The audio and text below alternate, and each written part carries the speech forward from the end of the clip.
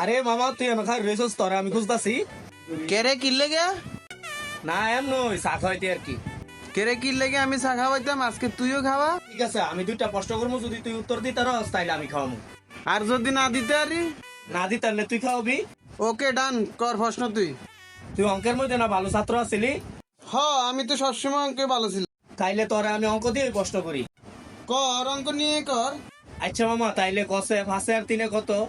এই কত? 5, 6, 7, 8।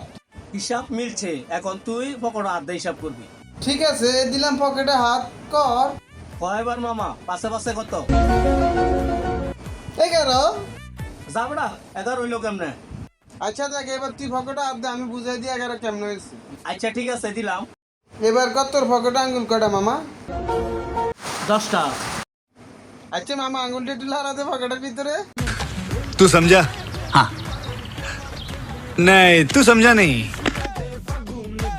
মামা এটা কেমনে হইলো? হ্যাঁ, হয়েছে কিনা কল, চল এবার চা খেতে যাই। হইছে, চল তোরে চা খাওয়াইলো। কি hore এটা কেমনে হইলো? এবার আমি আইলে